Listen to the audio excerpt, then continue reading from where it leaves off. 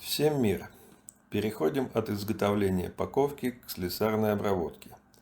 Тут работа ничем не отличается от изготовления никованных клинков. Для изготовления спусков понадобится гриндер. Я вначале делал спуски на точиле. Это крайне трудоемко и неудобно. Гриндер упрощает эту работу на порядок.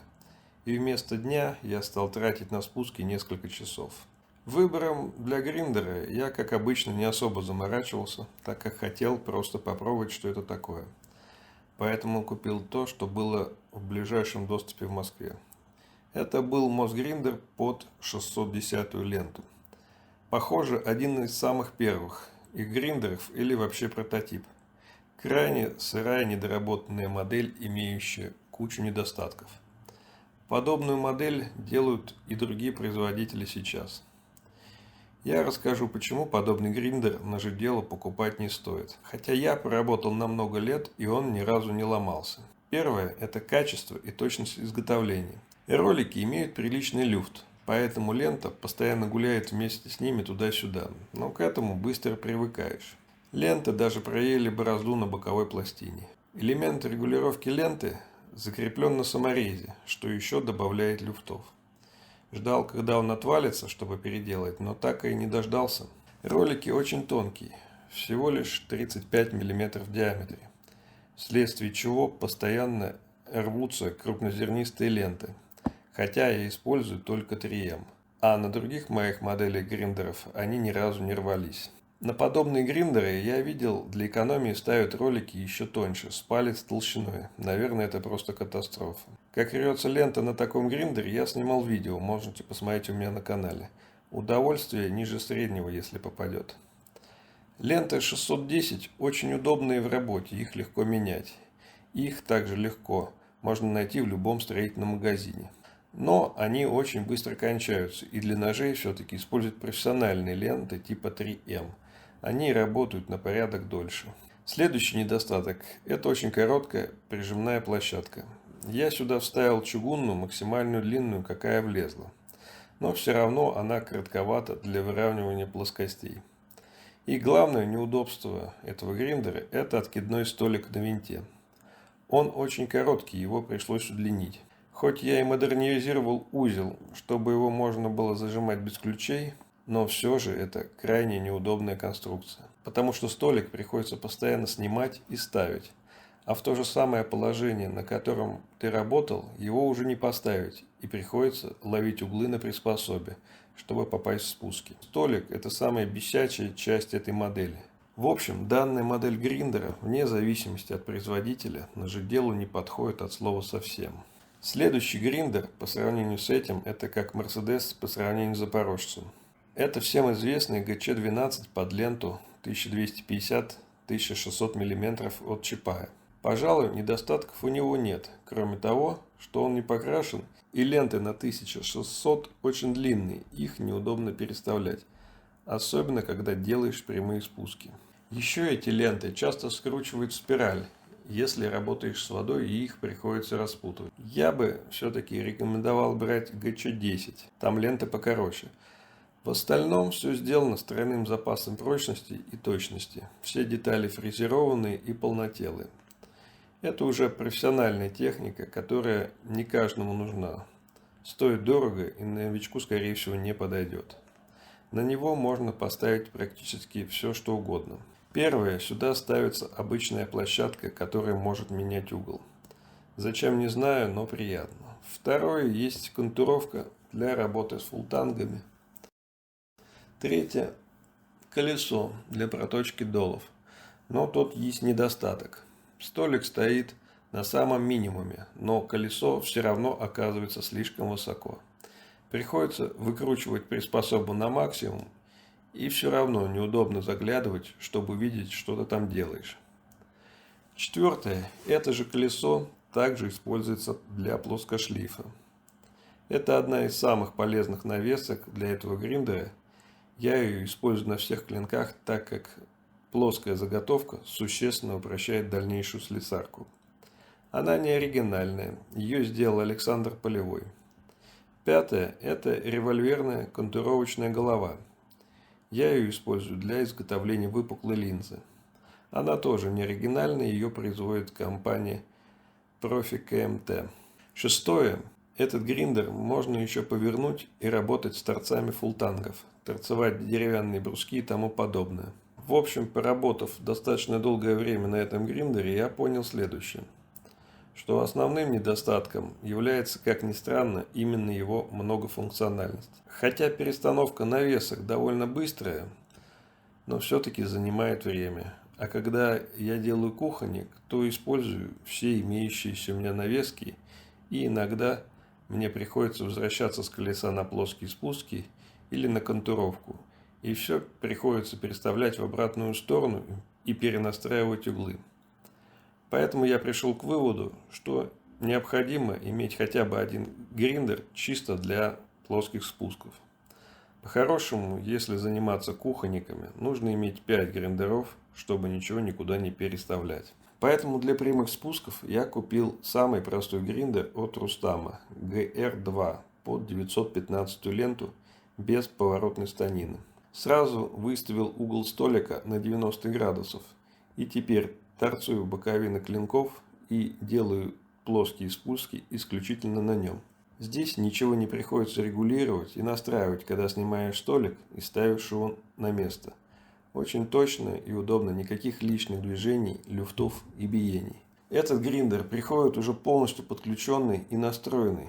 Его нужно только вставить в розетку и можно работать. Я добавил только выключатель. Если продолжить аналогии с автомобилями, то Чапай это немец, а рустамовский гриндер скорее японец. Все четко, точно, но не хватает запаса прочности и некоторой брутальности в некоторых узлах. Цена, конечно, гораздо меньше, но узел опирания столика решен хлипковато, и его подклинивает немного, когда вставляешь. Опорный уголок сделан просечкой и смотрится тоже хлипковато. У меня вначале было желание его подварить, но жалко было портить оцинковку.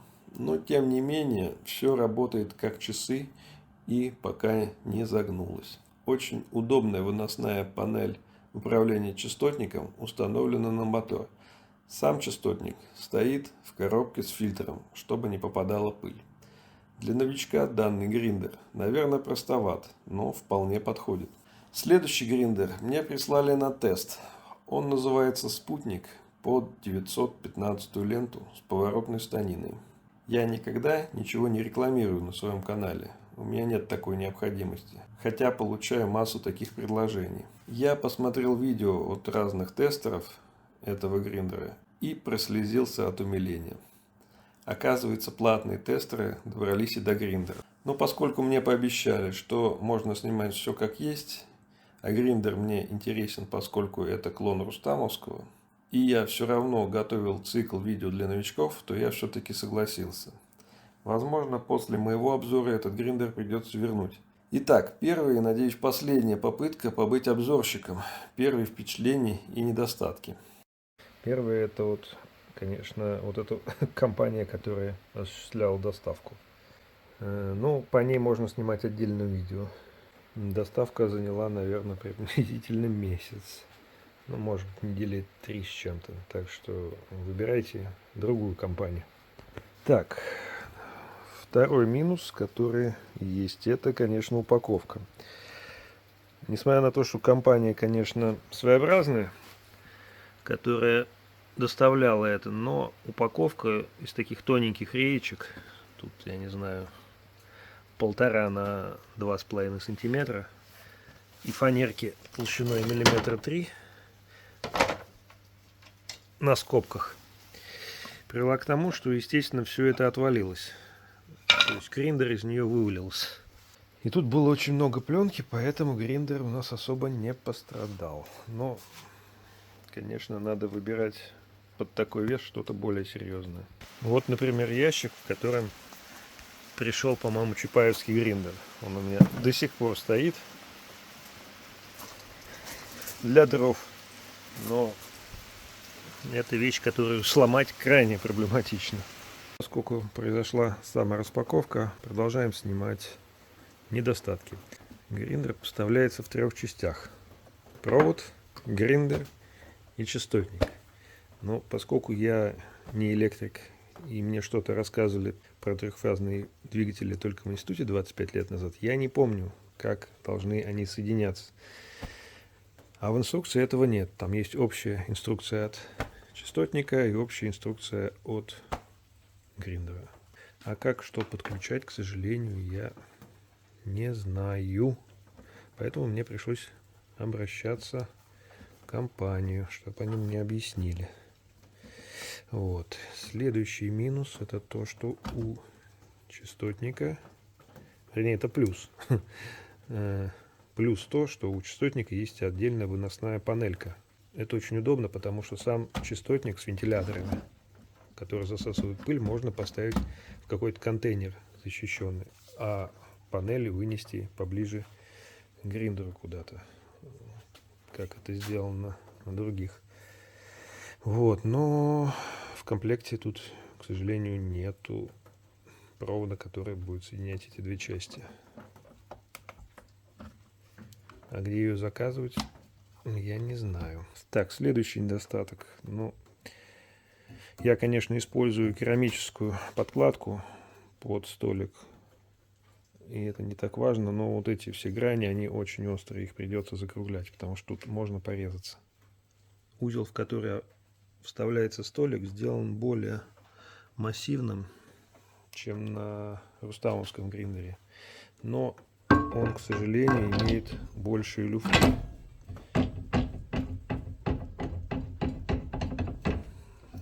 Поэтому его каждый раз придется крепить, чтобы его прижимало к площадке. Далее площадка под ленту. Как видно, она имеет недостаточно аккуратные фаски. Все это придется дорабатывать. Так, следующий недостаток. Вот что у нас получается. То есть почему-то получается несоосность. В этом узле сюда придется ставить прокладку.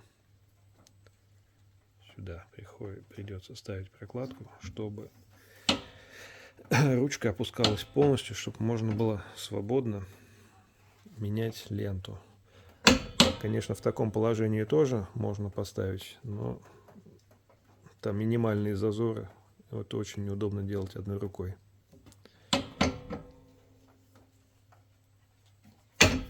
В комплекте идет две пружины, но, по-моему, это переизбыток. Так что я остановлюсь на одной. В принципе, натяжение достаточно. Это то, что площадка не параллельна оси гриндера. То есть вот этот зазор около миллиметра. То есть ролики стоят ровно, а площадка имеет отклонение. К сожалению, это приведет к тому, что в этой части будет лента на весу, в этой части лента будет примыкать плотно, и поэтому у вас будут разные спуски, когда вы будете делать гринд. Вот. Но это легко исправить. У меня есть другой гриндер, поэтому я смогу вот эту вот часть снять и сделать ее под прямым углом. Но если у вас нет гриндера, придется как-то заморачиваться по-другому. Сделал эту деталь абсолютно под прямым углом. Думаю, теперь такой проблемы не будет. Итак, я потратил 15 минут времени, выровнял под 90 градусов вот этот уголок. Теперь у меня прижимная пластина стоит соосно с роликами. Вот этот обязательно надо проверять, иначе клинки будут получаться кривые. То есть здесь, с этой стороны и с этой стороны пластина должна стоять симметрично. Так, в этот узел я поставил обычную паранитовую прокладку дюймовую.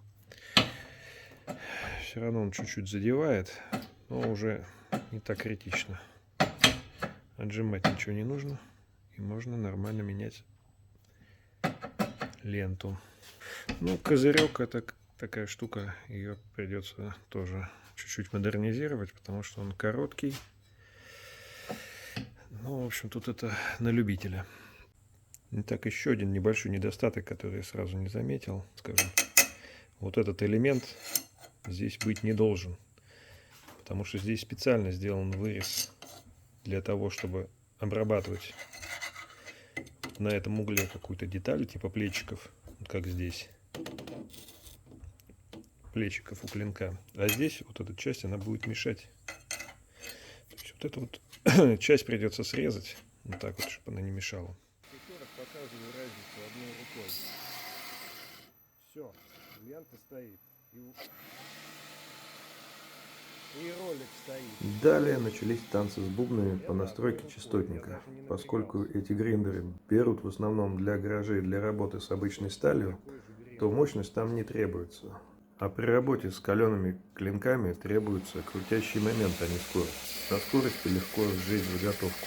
Я никогда не использую гриндер на максимальной скорости. Обычно это 15, 20, максимум 25. Поэтому мне нужен именно крутящий момент для работы. В общем, потребовалось некоторое время, чтобы объяснить то, что мне нужно. Первоначальные недостатки, конечно, немного портят картину от очень неплохого, по сути, гриндера.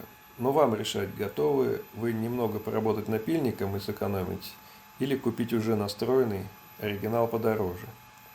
Если продолжить аналогию с машинами, то это скорее Лада Калина, чем японец. То, что надо настраивать частотник, я на всякий случай оставлю в описании.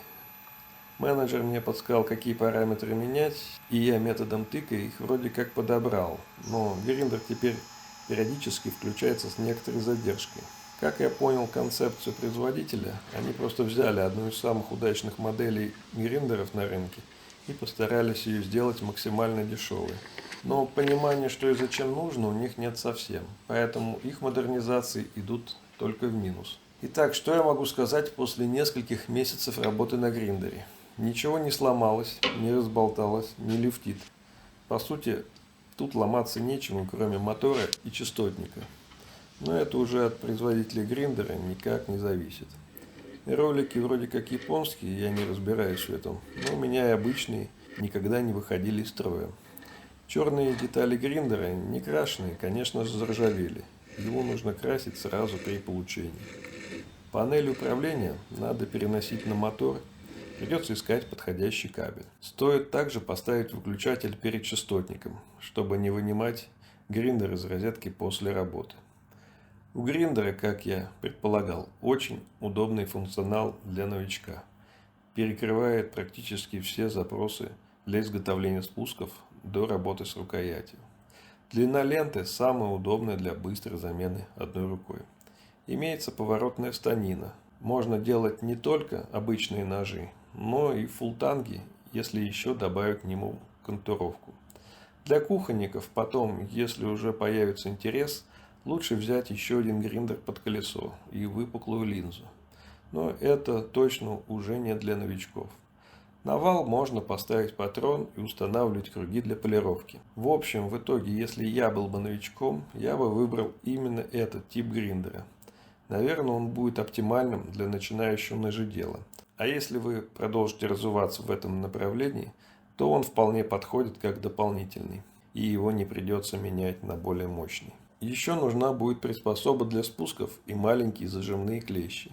Это самый простой и удобный вариант. Приспособ много продается на Ганзе. Приспособа должна быть не очень большой и максимально легкой, с отверстиями на нижней площадке, чтобы не прилипало, когда она мокрая. Итак, подытожим. Гриндер для новичка должен быть обязательно с частотником.